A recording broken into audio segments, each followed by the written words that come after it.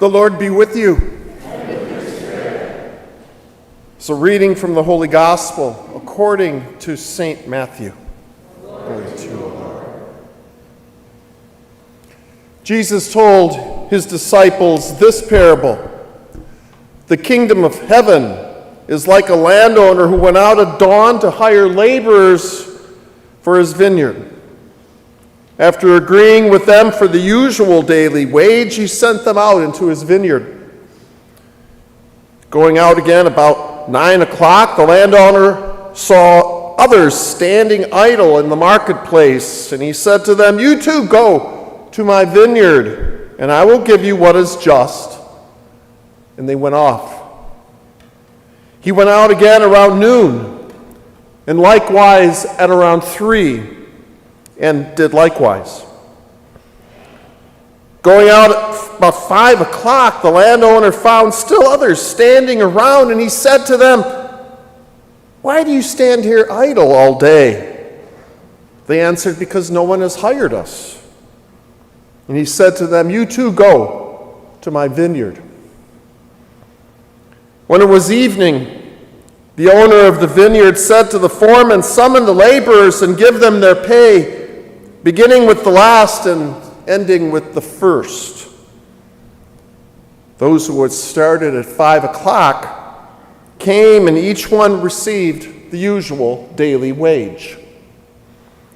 So when the first came, they thought that they would receive more. But each of them received just the usual daily wage. On receiving it, they grumbled against the landowner, saying, "These last ones worked only an hour, and you have made them equal to us, who bore the day's labor in the heat." He said to one of them in reply, "My friends, I'm not cheating you. Did you not agree with me on the usual daily wage? Take what is yours and go. What if I wish to give these last ones the same as you? Or am I not free to do as I wish with my money? Are you envious because I am generous? Thus the last shall be first, and the first shall be last." The Gospel of the Lord. Praise to you, Lord Jesus Christ. If you recall, last week's Gospel was about forgiveness, and God, the Lord's command, it was a veiled command that He gave us in that Gospel and all 3 of the readings last Sunday, that forgiveness must be the hallmark of our lives. As we are in need of that forgiveness, so we must be people to forgive. But this week we see something, the gospel on its face does not seem to be a gospel of forgiveness. Oh, but it is.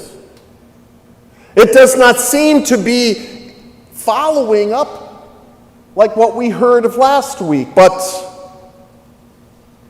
it does. You see, as last week Jesus commands us to be people who forgive, this week he is illustrating for us the generosity of God, the munificence, there's the word. Before Mass, we had this little debate about the word munificence. And so I said, let's use generosity so the people know exactly what that means. But the munificence, the generosity, the overwhelming generosity that is God, that generosity that we receive every single solitary day, we must be willing to share with others.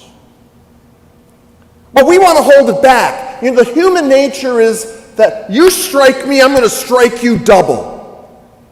You injure me, you hurt me, you say bad things to me, and I'm going to do it to you in triplicate. But that's not God's way. Our first reading from the prophet Sirach tells us that God's ways are not our ways, nor are our thoughts like God's thoughts. God thinks differently than we do. We want vengeance. God says mercy. We want some payback. God wants forgiveness. And so our thoughts are not God's thoughts. And I think, as an aside, I really think that if we would get out of this mindset of vengeance and put on a little more of God's thought, maybe our world would be a better place for all of us to live. What do you think about that? There's too much of this, if you strike me, I'm going to strike you double. There's too much of that. And Jesus is telling us today in these readings that we need to put that aside. That God, in his overwhelming love for us, is effusive in his mercy, and he wants us to be just as effusive, generous, munificent in our forgiveness to others. Not looking for vengeance, but working for peace. I think that is the recipe to renew this world. I think that's the recipe for renewing this local area, the metropolitan Detroit area, the state. Far too much crime happens in our neighborhoods, in our cities, because of vengeance, because of wanting to extract some penalty. But that cannot be the way of people that follow Jesus Christ. That cannot be our attitude. Not on the playground, or on the shop floor, or in the office, or on the road. That cannot be our attitude. Our attitude, St. Paul tells us in another book that he wrote, that our attitude must be that of Christ. And his attitude is one of mercy, love, forgiveness, and peace. Is ours? Is ours?